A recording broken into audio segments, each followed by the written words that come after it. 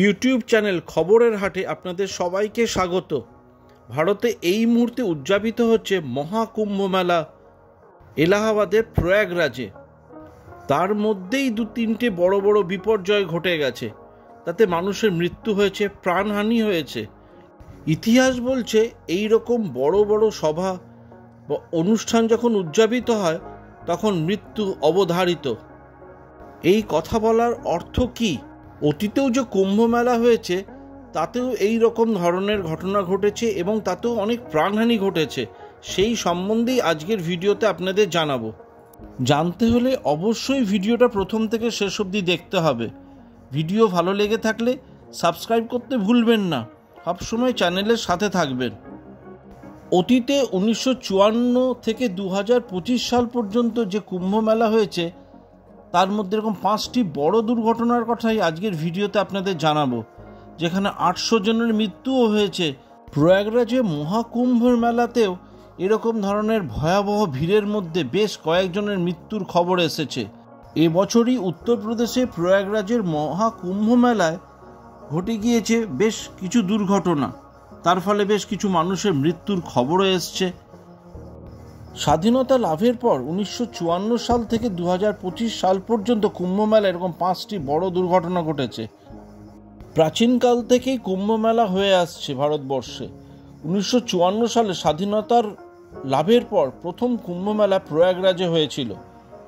3রা ফেব্রুয়ারি 1954 সালে মৌনী অমাবস্যার দিনে বিপুল সংখ্যক তীর্থযাত্রী ভিড় করেছিলেন, যার ফলে ভিড়ের মধ্যে দুর্ঘটনাও ঘটেছিল।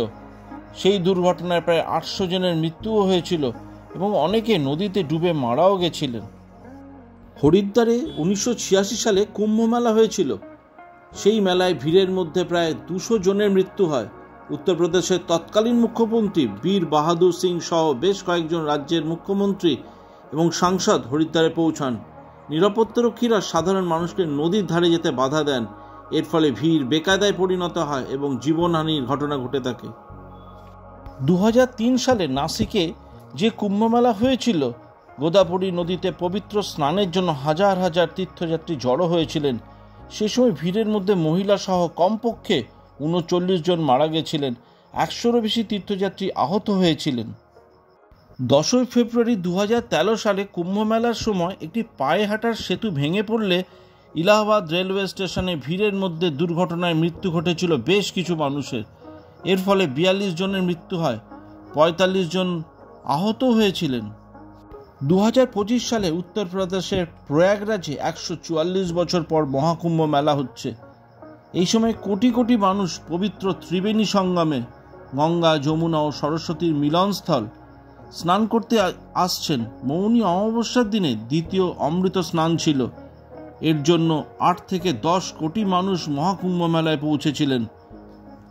কিন্তু ঘটে গিয়েছিল বিপর্যয়। ঠিক সেদিনই, সেই মুহূর্তেই হয়েছিল একটা বড় দুর্ঘটনা, তাতে প্রচুর মানুষের প্রাণ গেছিল।